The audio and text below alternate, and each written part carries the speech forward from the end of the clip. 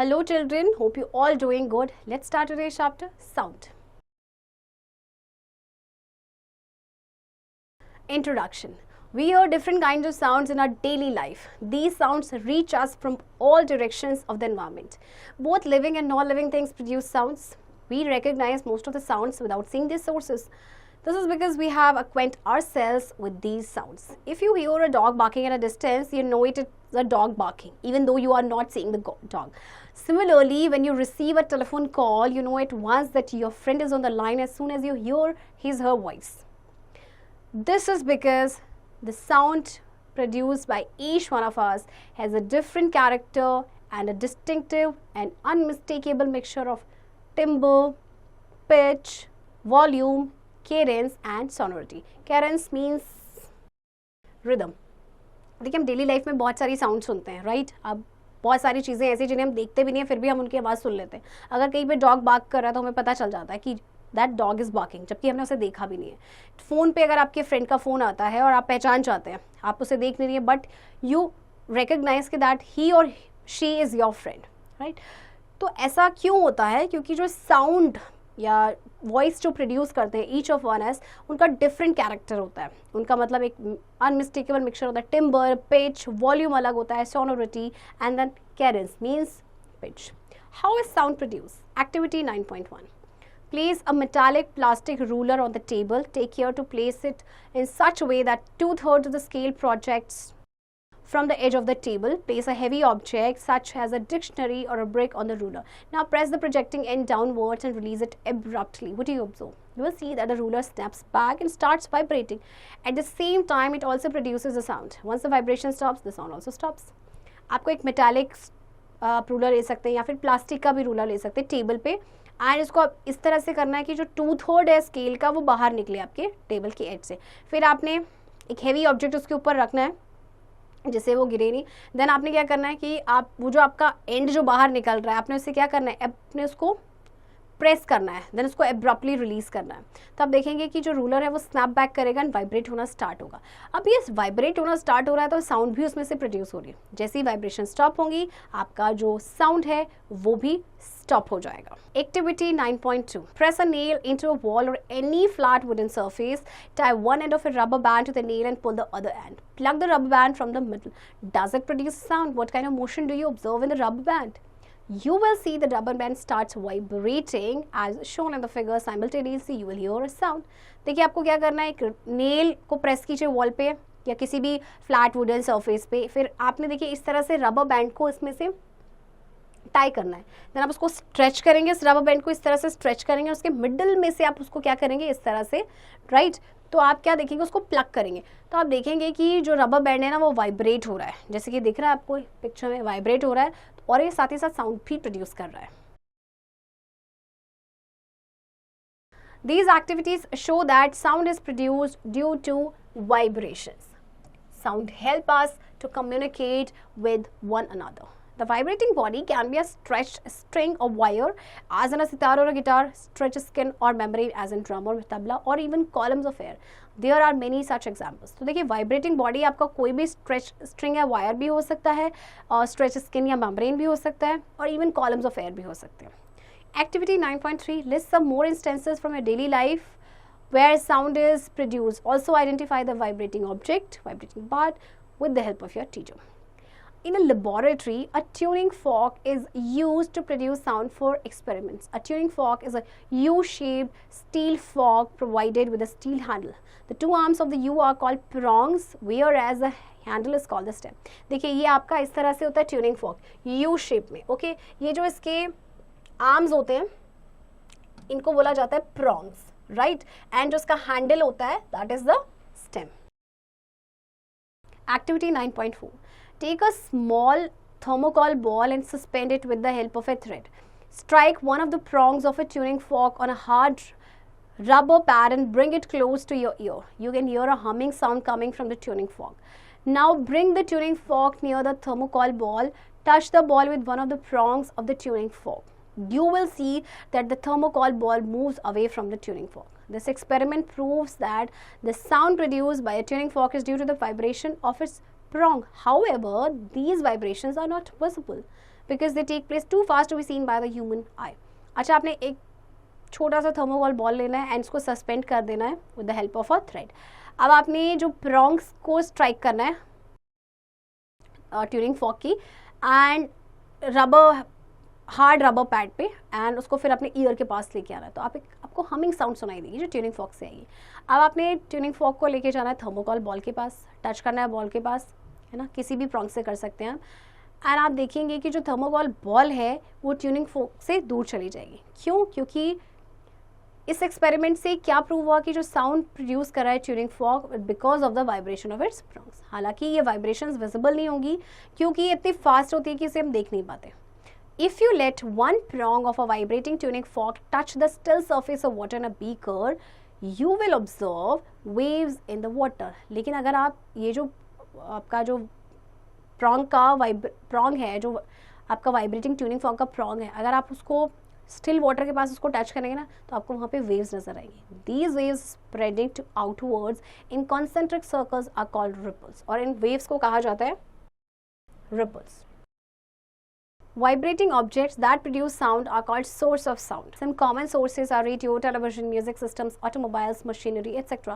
The sound produced by man-made objects are all due to vibration in their components, such as the diaphragm in the loudspeaker of a radio or television, or a variety of oscillating parts or even rotating shafts in cars, machinery, aircraft, water coolers, air conditioners, ceiling fans, etc. देखिए, जो vibrating object होते हैं वो sound produce करते हैं and they are called the source of sound. आपके बहुत सारे जैसे आपको ये मेंशन इतनी सारी चीज़ें हैं, ऑब्जेक्ट्स हैं, ये सारे आपके सोर्स ऑफ साउंड हैं, राइट. तो आपके जैसे क्या होता है कि साउंड आपके प्रोड्यूस होते हैं by man objects, man made objects, because of the vibrations in that component. जैसे कि लाउड स्पीकर का जो डायफ्राम है, रेडियो का जो लाउड स्पीकर उसका डायफ्राम है, या टेलीविजन, या बहुत सारे ऑसिलेटिंग पार्ट्स हैं, इवन रोटेटिंग शेफ्ट्स होते हैं जैसे कार में, मशीनरीज में, बहुत सारी चीज़ों में, right. Characteristic of vibration. In sound producing objects, the vibration takes place very fast, so fast that they cannot be seen very clearly with the unaided human eye. Slow motion video is one more practical solution that is routinely used in scientific and industrial applications. We can produce slower vibrations which are also called oscillations by an arrangement called a simple pendulum. देखिए, sound producing objects में जो vibration इतनी fast होती है कि उसे clearly देख भी नहीं सकते हैं, तो हम स्लोअर वाइब्रेशंस को प्रोड्यूस कर सकते हैं जिन्हें ऑसिलेशंस भी बोला जाता है, एक अरेंजमेंट के थ्रू, जिसे कहा जाता है simple pendulum. A pendulum consist of a ball और any weight such as a stone, wooden top, steel ball, etcetera. It is also called a bob. It hangs down vertically by means of a thread. It hangs vertically because of the force of gravity acting upon it. When the bob is given a small push, it performs a to and fro motion for some time and ultimately stops. Pendulum आपने देखा है? देखिए, pendulum आपका इस तरह से होता है, right? This is called bob. Okay? इसमें आपका जो बॉल होता है कोई भी वेट हो सकता है, लाइक स्टोन है, वुडन, जिसे हम बॉब कहते हैं, एंड ये वर्टिकली आपका हैंग होता है because of force of gravity. तो जब आप इसको स्मॉल पुश करते हैं ना, ज़रा सा अगर आप पुश करते हैं, ये तो टू एंड फ्रो ये मूव करता है, ओके. और उसके बाद अल्टीमेटली एक टाइम के बाद ये क्या हो जाता है, ये मूव करना स्टॉप कर देता है.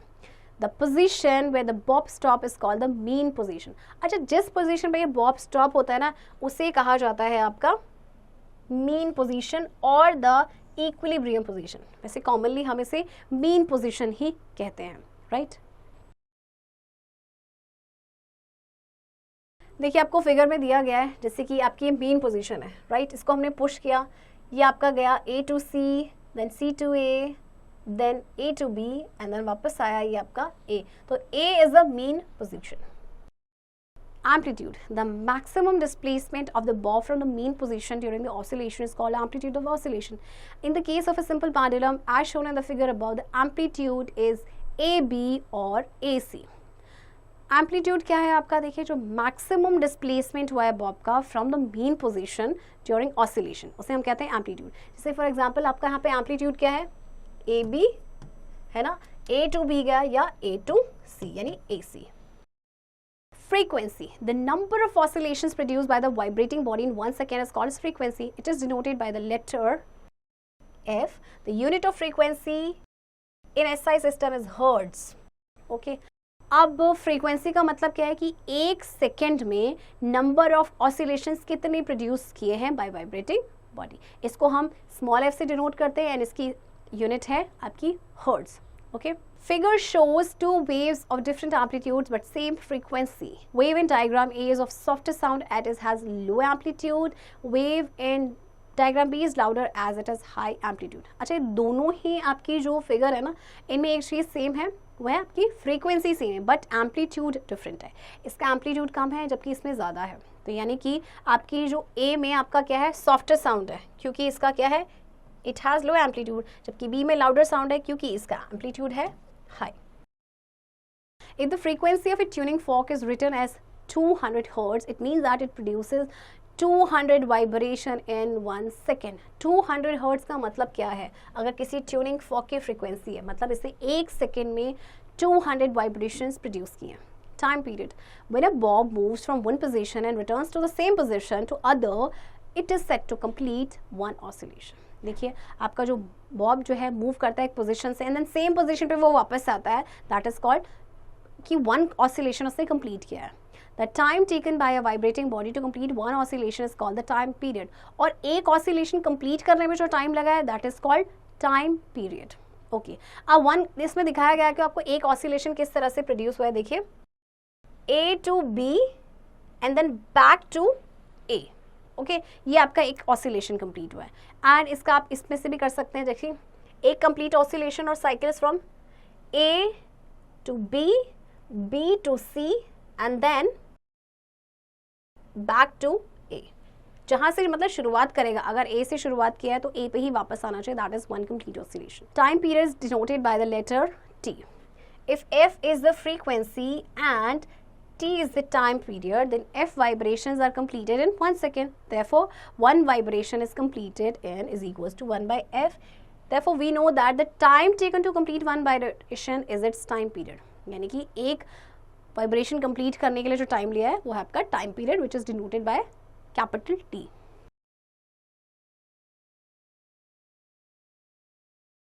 Therefore, T is equals to 1 by F or time period is equals to 1 by frequency because F denotes frequency.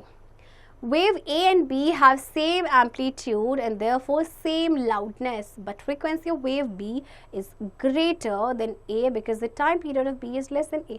अच्छा देखिए, दोनों ही आपके जो waves हैं इसमें क्या है, अब amplitude same है, ठीक है, एम्पलीट्यूड सेम है, इसका मतलब लाउडनेस भी सेम होगी, बट फ्रीक्वेंसी जो वेव है बी की है वो ग्रेटर है। क्यों है ग्रेटर? क्योंकि जो टाइम पीरियड है बी का इज लेस देन ए, है ना, क्योंकि देखिए time period is equals to क्या है आपका 1 by frequency. Okay, time period ये देखिए इन्वर्सली प्रोपोर्शनल है, टाइम पीरियड ज़्यादा होगा फ्रीक्वेंसी कम, टाइम पीरियड कम होगा फ्रीक्वेंसी ज़्यादा। Listening of sound by humans. The ear has a stretched membrane called eardrum or tympanic membrane. When sound reaches our ear, it strikes the eardrum, which starts vibrating. These vibrations are carried forward into the ear by a connection of bones, hammer, anvil, and stirrup. These are then converted into electrical signals, which are interpreted by the brain. अच्छा देखिए, हम सुनते किससे? अपने year से सुनते हैं, right? तो जब साउंड हमारे कान तक पहुंचती है, ये ईयर ड्रम को स्ट्राइक करती है एंड देन वो वाइब्रेट होना स्टार्ट हो जाता है। ये वाइब्रेशन को कैरी फॉरवर्ड करते हैं, एक कनेक्शन होता है बोन्स का, ये 3 बोन्स होती है उसमें, एंड देन ये कन्वर्ट करते हैं इलेक्ट्रिक सिग्नल्स में, उसके बाद जिसको ब्रेन इंटरप्रेट करता है। Sound produced by humans. In a human being, sound is produced by a voice box larynx. 2 vocal cords are stretched across the voice box such that a passage for air remains between the cords. When we speak, lungs force air through the passage due to which the cords start vibrating and produce sound. The tightness of the cords are controlled by the muscles connected to the vocal cords. Human beings में sound जो है voice box के through produce होता है, जैसे larynx भी कहते हैं आपके 2 vocal cords होते हैं जिसमें stretch होते हैं across the voice box, जिससे कि जो passage होता है ना एयर का, वो there is a passage for ear जो कि आपके कोर्ड्स के बीच में रहता है। तो जब हम बोलते हैं तो लंग्स क्या करती है, एयर को फोर्स करती है उस पैसेज के थ्रू, जिससे कि कोर्ड्स जो हैं वो वाइब्रेट होना स्टार्ट हो जाते हैं and then they start producing sound. तो जो टाइटनेस होती है कोर्ड्स की, इसको कंट्रोल किया जाता है by the muscles connected to the vocal cords. Did you know ultrasonic waves are used in sonar, sound navigation and ranging to detect objects on seabeds by the phenomenon of echo. Ultrasonic waves are also used to see the activity of a baby in the womb in detecting kidney stones and destroying them, etc. Ultrasonic waves का सोनार में use किया जाता है कि जो भी आपके सी bed में कोई ऑब्जेक्ट है उसको डिटेक्ट किया जाए. इसके अलावा इन वेव्स का यूज़ किया जाता है जब बच्चा माँ के वुम में होता है यानी पेट में होता है तो उसकी एक्टिविटी को देखने के लिए. इसके अलावा किडनी स्टोन्स को डिटेक्ट करने के लिए एंड देन उनको डिस्ट्रॉय करने के लिए. Audible and inaudible sounds. It has been proved that human ear is not sensitive to vibrations of all frequencies. In other words, we can only hear sounds that fall within a certain range of frequencies. Any sound outside that frequency range is inaudible to our ears. We can hear sounds within frequencies ranging from 20 Hz to 20,000 Hz. This is called the audible frequency range of sound. Such vibrations are called sonic vibrations or sound vibrations. अच्छा देखिए, हमारे जो कान हैं वो सारी range of frequencies को नहीं सुन सकते. तो एक सर्टेन रेंज होती है जो कि आपकी 20 हर्ट्ज से लेके 20,000 हर्ट्ज तक, जिसे बोला जाता है Audible frequency range of sound. तो ऐसी वाइब्रेशंस को कहा जाता है सोनिक वाइब्रेशंस या फिर sound vibrations. Sound frequencies less than 20 hertz are called infrasonic sound and frequencies more than 20,000 hertz are called ultrasonic sound. Human beings cannot perceive either infrasonic or ultrasonic sounds, hence these are called inaudible sound, that is sounds are cannot hear. देखिए 20 hertz से कम की जो sound होती है frequency की उनको बोलते हैं इंफ्रासोनिक. 20,000 हर्ट्ज से ज़्यादा की होती है अल्ट्रासोनिक. और इन दोनों ही साउंड्स को ह्यूमन बीइंग नहीं सुन सकते, ये इनके लिए इनऑडिबल होते हैं. Dogs, on the other hand, have much sharper hearing since they can hear sounds within the frequency range of 50 Hz to 45,000 Hz. That is why your dog starts barking a welcome long before you have reached your front door. He has heard your footsteps or recognized the distinctive sound of your cat as it enters the gate. Almost all animals have a wide range of hearing. Bats can detect frequencies as high as 100,000 Hz. अब जो dogs की सुनने की जो hearing है वो काफ़ी sharper होती है, वो इनकी फ्रीक्वेंसी रेंज आपकी होती है. तो इसीलिए जैसे कि अगर आप बहुत दूर भी हैं और उसने आपके फुट स्टेप्स को वो जो है सुन लेते हैं, रिकग्नाइज कर लेते हैं, राइट. इसी तरह से ऑलमोस्ट हर एनिमल की एक वाइड रेंज ऑफ हियरिंग है. बैट्स जो हैं उनकी फ्रीक्वेंसी थोड़ी सी हाई होती है, वो देखिए 100,000 हर्ट्ज की फ्रीक्वेंसीज को भी सुन सकते हैं. Characteristics of sound, loudness. Activity 9.5. Take a guitar और any other string instrument. You can also use a stretch rubber band and pluck the string softly and then forcefully. What difference do you observe in both the cases? देखिए, आप एक guitar ले लेंगे या कोई भी आप स्ट्रिंग इंस्ट्रूमेंट ले लेंगे, ओके. अब आप क्या करेंगे, स्ट्रेच रबर बैंड का यूज़ करेंगे भी कर सकते हैं. एंड स्ट्रिंग को आपने पहले सॉफ्टली प्लग करना है एंड देन आप फोर्सफुली करेंगे. तो दोनों में आपको क्या डिफरेंस नज़र आएगा? When the string is plugged softly, it produces feeble sound, and when it is plugged hard, it produces a louder sound. In other words, in the first case, vibration with small amplitudes are produced, and in the second case, vibration with large amplitudes are produced. This means that the loudness of a sound depends on the amplitude of the vibration. It is measured in decibel. अच्छा देखिए, जब आपने softly plug किया था string को तो एक feeble sound आई, ठीक है, और जब आपने उसको हार्ड प्लग किया तो उसमें से लाउडर साउंड आई. तो दूसरे केस में दूसरे शब्दों में हम क्या कह सकते हैं कि फर्स्ट केस में स्मॉल एम्पलीट्यूड प्रोड्यूस हुआ वाइब्रेशंस की, जबकि दूसरे केस में लार्ज एम्पलीट्यूड्स की वाइब्रेशन आपकी प्रोड्यूस हुई. इसका मतलब जो लाउडनेस है साउंड की, it depends on what, it depends on the amplitude, और इसको मेजर किया जाता है डेसिबल में. Next is pitch. The shrillness or flatness of a sound is known as pitch. We can distinguish between a man's voice and a woman's voice of the same loudness without even seeing whether the speaker is a man or a woman. A man's voice is flat and has a low pitch, whereas a woman's voice is shrill and has a high pitch. The pitch of a sound depends on the frequency of vibration. The higher the frequency of a sound, the higher will be its pitch. अच्छा देखिए, pitch का मतलब क्या होता है, किसी भी sound की श्रिलनेस या उसकी फ्लैटनेस. अब इजीली हम ना किसी भी मैन और वुमेन की जो वॉइस है ना हम उसे डिस्टिंग्विश कर सकते हैं. मैन की जो वॉइस होती है वो फ्लैट होती है, लो पिच की, जबकि अगर आप वुमेन्स की बात करें तो उनकी वॉइस श्रिल होती है और हाई पिच होती है. तो जो पिच होती है किसी भी साउंड की वो डिपेंड करता है what is the frequency of the vibration. तो जितनी ज़्यादा फ्रीक्वेंसी होगी साउंड की उतना ही ज़्यादा उसका पिच होगा. In other words, high-pitched sounds such as the shrill whistling of a kettle or a jet engine are created at higher frequencies. This is obviously why we whistle to cure our dog. The high pitched sound attracts him. You can get a special dog whistle that emits a very high pitched sound at a frequency much beyond 20,000 hertz. Humans cannot hear it, but your dog will come bounding up to you when he hears the sound. तो देखिए, इसीलिए अगर हम दूसरे शब्दों में कहें, जो हाई पिच साउंड्स होती है जैसे आपकी विसल में होती है, जो कैटल की जो विसल आती है, राइट, या जेट इंजन में, ये हायर फ्रिक्वेंसीज क्रिएट करते हैं. ओके, हायर फ्रिक्वेंसीज में क्रिएट होती है. तो इसीलिए जब आप विसल करते हैं अपने डॉग की टेक केयर करने के, तो आपके पास आ जाता है ना, क्योंकि वो आपकी हाई पिच साउंड उसको अट्रैक्ट करती है. अच्छा, एक स्पेशल डॉग विसल भी आती है जिसकी जो साउंड प्रोड्यूस करती है, जिसकी फ्रीक्वेंसी होती है आपकी इससे भी ज़्यादा 20,000 हर्ट्ज. यानी ह्यूमन तो उसे सुन नहीं पाएंगे, बट आपका जो डॉग है उसे सुन लेगा and it will come to you. Music and noise. We hear different types of sounds from a variety of sources around us. Some of these sounds are pleasant to the ears while some are not. Sound that is pleasant to our ears is called music. Scientifically, a musical sound is produced by regular vibrations. A sound that is not pleasing to the ear and may be in fact irritating, such as a screech of nails or chalk on the classroom blackboard, is termed as noise. Noise is produced by irregular vibrations. You may now understand why your teacher does not like students making noise during intervals between periods. Noise is disturbing because it results in loss of concentration and discomfort. देखिए, हम variety of sources से हमें sound सुनाई देती है, right. कुछ हमारे कानों को अच्छी लगती है, कुछ काफ़ी नॉइजी होती है. अब जैसे जो हमारे कानों को प्लेजेंट लगती है उसे हम कहते हैं म्यूज़िक. ठीक है, तो म्यूजिकल साउंड जो होती है वो रेगुलर वाइब्रेशन से प्रोड्यूस होती है, जबकि जो हमारे कानों को जो प्लीजेंट नहीं होती है वो आपकी कैसे होती है, उसको हम नॉइस, उसको हम कंसिडर करते हैं, एंड ये होता है इररेगुलर वाइब्रेशंस की वजह से होता है. Musical instruments. Musical instruments use vibrations of various kinds to produce music. There are basically three types of musical instruments. They are stringed instruments, wind instruments, percussion instruments.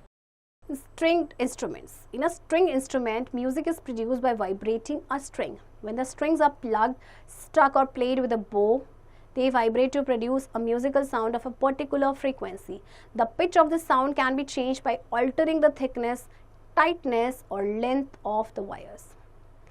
अच्छा देखिए, अब जो स्ट्रिंग इंस्ट्रूमेंट होता है जिसमें आपके स्ट्रिंग्स का use किया जाता है, तो म्यूज़िक प्रोड्यूस होता है जब हम वो आपका जो स्ट्रिंग है वो वाइब्रेट होगा.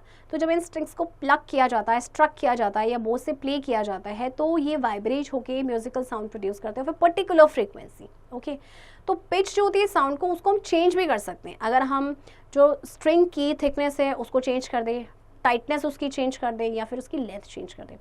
For example, in a sitar, the shorter the length of the wire, the higher the pitch. Sitar में क्या होगा, जितना लेंथ शॉर्टर होगी वायर की उतना ही ज़्यादा उसका पिच होगा. It produces. Guitar, sitar, violin, Veena, sarod etc. are examples of string instruments. Wind or reed instruments. In wind instruments, it is a vibrating air column that produces the sound. In such instruments, air is blown either indirectly or directly through reeds. By changing the length of the vibrating air column, we can change the pitch of the sound. Some examples of wind instruments are flute, chennai, mouth organ, bugle, and clarinet. अच्छा, wind instruments में क्या होता है, ये आपकी vibrating air column होते हैं जो साउंड को प्रोड्यूस करते हैं. तो इन ऐसे इंस्ट्रूमेंट्स में एयर को या तो डायरेक्टली या फिर इनडायरेक्टली भी ब्लो किया जाता है इन रीड्स के थ्रू. तो अगर लेंथ चेंज कर दी जाए वाइब्रेटिंग एयर कॉलम की, तो क्या कर सकते हैं हम साउंड की पिच को चेंज कर सकते हैं, राइट. नेक्स्ट है आपका percussion instruments.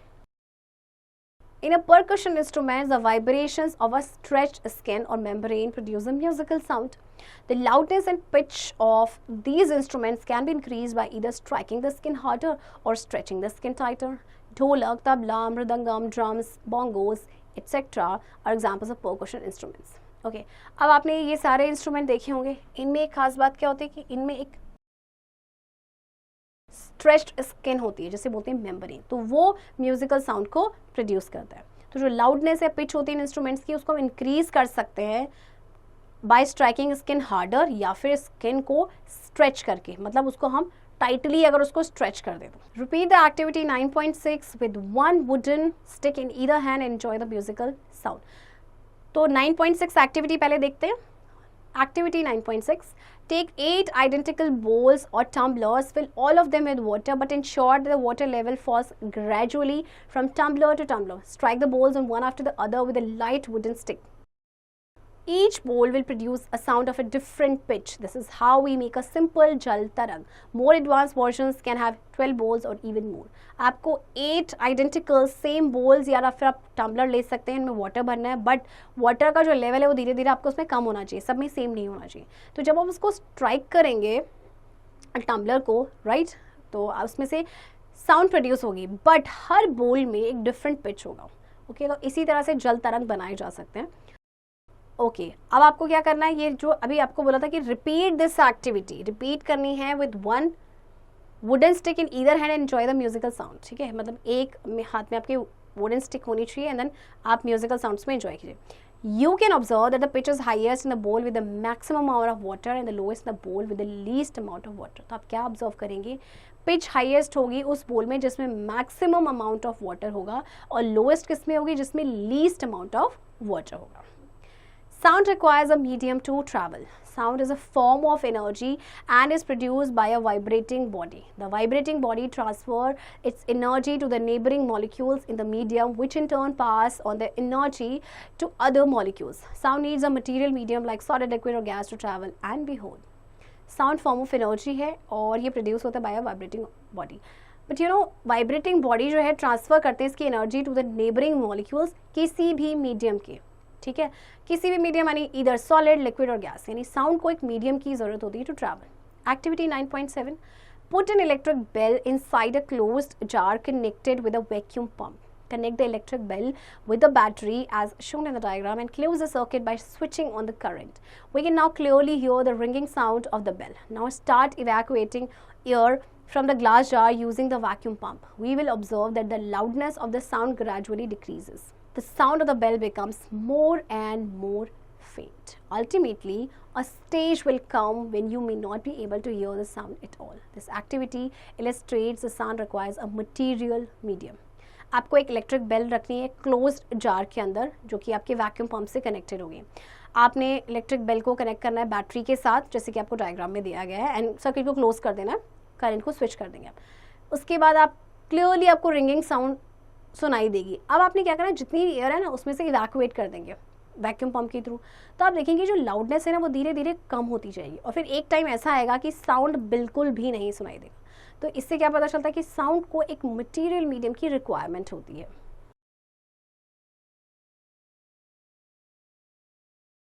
To travel in the vacuum of outer space, sound cannot travel since there is no medium such as air. Such is the case on the moon also. तो देखिए इस case में आपका जो medium था वो air था, तो वैक्यूम जैसे कि आउटर स्पेस में ना वैक्यूम है तो वहाँ पे साउंड ट्रैवल ही नहीं करती क्योंकि एयर ही नहीं है, वहाँ पे कोई मीडियम ही नहीं है. Activity 9.8. To make a toy telephone. Take 2 clean and empty ice cream cups, make a small hole at the bottom of each cup, pass one end of a long thread through the hole of one cup and the other end through the hole of the other cup. In order to hold the thread in the cup, tie the ends of the thread with a matchstick. Now stretch the thread tightly so that the matchsticks reach the bottom of the cups.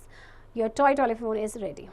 ये activity I am sure आप लोगों ने किया होगा. आपने 2 ice cream cups को लेना है, क्लीन एम्प्टी आइसक्रीम कप्स लेना है, होल कर देना उसके साइड में और इस तरह से देखिए थ्रेड उसमें आपने इसको टाई कर देना है. ठीक है, तो इस तरह से आपका ये जो टॉय टेलीफोन है रेडी हो जाएगा. You can now talk to your friend sitting in another room using this telephone. Place one cup near your mouth and the other next to the ear of your friend and start talking. Even though your voice cannot reach your friend directly through ear as your friend is sitting at an appreciable distance in the other room, your friend will be able to hear you. This is because this time the sound travels through the thread. अच्छा, आप क्या करेंगे, आप जो आपने जो telephone बनाया है, आप एक कप को अपने माउथ के पास रखेंगे और दूसरा आपका फ्रेंड अपने कान के पास लगा के रखेगा जो दूसरे रूम में बैठा होगा. उसके बाद आप बात करेंगे, आपके फ्रेंड को आपकी आवाज़ सुनाई देगी. हालांकि इसमें ये है आपका कि वो हालांकि इतने डिस्टेंस में बैठा है कि उसकी आवाज़ आपको आ सकती है, बट इस टाइम पे क्या है, जो साउंड जो है वो ट्रैवल हो रही है आपके थ्रेड के through. Requirement for sound. To produce sound by vibrations, a mechanical device must first receive an input of energy. Next, the device must be in contact with a medium that will receive the sound energy and carry it to the receiver. If the device is not in contact with the medium, the energy will not be transferred to the receiver and there will be no sound. Okay अगर देखिए आपको sound produce करने bye vibration, तो एक mechanical device यानी source का होना बहुत ज़रूरी है। उसको वो पहले सबसे पहले एनर्जी का जो इनपुट है उसको रिसीव करेगा। नेक्स्ट डिवाइस जो है ये कांटेक्ट में होना चाहिए मीडियम के, जो साउंड एनर्जी को रिसीव करेगा एंड देन इसको कैरी करेगा रिसीवर तक। अगर डिवाइस कांटेक्ट में ही नहीं है मीडियम के, तो जो एनर्जी है वो ट्रांसफर नहीं होगी रिसीवर तक and there will be no sound. Thus, three basic elements for transmission and reception of sound must be present before a sound can be produced. इसीलिए आपके three basic elements transmission के लिए and reception of sound आपके होने चाहिए जिससे पहले आपकी sound produce हो. They are, अब ये कौन कौन सी हैं देखिए आपके. Number 1, the source यानी कि transmitter. Number 2, a medium for carrying the sound. इसमें आपका हो सकता है either air, water, metal, etc. And number 3, the detector or receiver. Did you know the intensity of sound decreases with increase in distance between the source and the observer? This is because sound energy is lost during propagation of sound. जो sound की intensity है वो decrease होती है जैसे जैसे जो है डिस्टेंस इंक्रीज होगा between the source and the observer. ऐसा क्यों होता है? क्योंकि साउंड एनर्जी जो है आपकी लॉस्ट हो जाती है during propagation of sound. Activity 9.9. Take a balloon and fill it with water. Hold it against one of your ears. Scratch slightly on the other side. Can you hear the scratching sound? आप एक balloon लेंगे, उसको water से fill करेंगे, फिर आप उसको अपने कान पे लगाएंगे और इसको स्क्रैच करेंगे, तो क्या आपको साउंड सुनाई देगी? Activity 9.10. Put your ear to one end of a desk. Tell your friend to tap softly on the other end of the desk. Can you hear the sound? You will be able to hear your friend tapping the desk very clearly. आप अपना year जो है desk के एक and पे रखेंगे और अपने फ्रेंड को बोलेंगे कि वो सॉफ्टली टैप करे डेस्क का दूसरा एंड. क्या आपको साउंड सुनाई देगी? ऑफ कोर्स आपको साउंड सुनाई देगी. These activities tell us that sound needs a medium to travel. The medium can be solid, liquid or gas. तो देखिए इन एक्टिविटी से ये प्रूव होता है कि साउंड को एक मीडियम की ज़रूरत होती है. अब साउंड आपका मीडियम कोई सॉलिड भी हो सकता है, लिक्विड भी हो सकता है और गैस भी हो सकता है. Speed of sound. Sound waves travel at different speeds in different substances. अब sound waves जो है वो different speed से चलती हैं आपके different substances में. The speed of sounds varies depending on factors such as temperature, nature of material, physical state of the substance, etc. For example, the speed of sound in air at 20 degrees Celsius is about 340 meter per second, but drops to about 330 meter per second at 0 degrees Celsius. Sound travels fastest in solids and slowest in gases. Sound does not travel in vacuum. अच्छा, ये depend करती है आपकी किस पे? आपका temperature, material का nature क्या है, फिजिकल स्टेट क्या है. ओके अच्छा, जैसे कि देखिए जो स्पीड है ना साउंड की एयर में at 20 degree Celsius, remember that, वो है आपकी 340 मीटर पर सेकेंड, बट ये ड्रॉप हो जाती है आपकी 330 मीटर पर सेकेंड एट 0 डिग्री सेल्सियस. तो साउंड जो है वो सॉलिड में सबसे ज़्यादा तेज़ी से ट्रैवल करते हैं, स्लोएस्ट हो जाते हैं आपके गैसेस में, एंड वैक्यूम में तो बिल्कुल भी आपके ट्रैवल नहीं करेंगे. Right? Noise. We have already seen that undesirable and unpleasant sound is termed as noise. Too much noise in our surrounding is harmful to us and is known as noise pollution. Automobiles, buses, heavy machines and factories, loud uproar from religious, cultural and political gatherings, rock bands, loudspeakers, etc. are the main causes of noise pollution. It can cause irritability, loss of concentration, high blood pressure, headache, stress, sleep disturbances and can even damage hearing permanently. देखिए जो sound हमारे कानों को unpleasant लगता है उसे हम कहते हैं नॉइज़. बहुत ज़्यादा अगर नॉइज़ हमारे सराउंडिंग में तो हमारे लिए हार्मफुल हो सकता है. अब जैसे व्हीकल्स का से निकलने वाला साउंड है, कई बार पॉलिटिकल गैदरिंग्स होती हैं, कोई रिलीजियस कल्चरल गैदरिंग होती हैं, रॉक बैंड्स है, लाउड स्पीकर है, बहुत सारी चीज़ें ऐसी हैं जिनमें से बहुत तेज़ आवाज़ आती है. तो ये सारे मेन कॉजेज़ हैं आपके नॉइज़ पोल्यूशन के, और नॉइज़ पोल्यूशन की वजह से लॉस ऑफ कॉन्सेंट्रेशन का प्रॉब्लम हो सकता है, हाई बीपी का प्रॉब्लम हो सकता है, स्ट्रेस है, स्लीप डिस्टर्बेंस है, हेडेक है, एंड कई बार हियरिंग लॉस भी हो जाता है. Measure to reduce noise pollution. The following simple steps can help reduce noise pollution level to a great extent. The use of loudspeakers in public places and residential areas should be banned.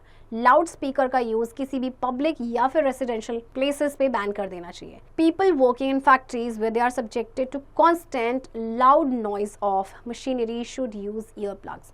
और ऐसे लोग जो ऐसी factories में काम कर रहे हैं जहाँ पे बहुत ज़्यादा साउंड होता है मशीनरीज़ का, तो उनको ईयर प्लग्स का यूज़ करना चाहिए. Vehicles should have effective silencer installed and loud music should not be played while driving. Vehicles में आपके effective silencers होने चाहिए and loud music को नहीं play करना चाहिए inside the car or the vehicle while driving.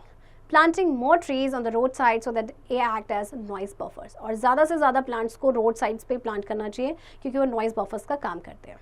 Point to remember, sound is a form of energy that produces sensation in our ears.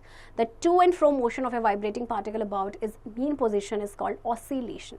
The number of oscillation in 1 second is called frequency. The time taken for one complete oscillation is called time period. In an oscillation, frequency is equals to 1 by time period. Remember this. And the loudness of a sound depends on its amplitude of vibration. Children, I hope आपको ये chapter समझ आया होगा and इस chapter की practice अब आप खुद से करेंगे.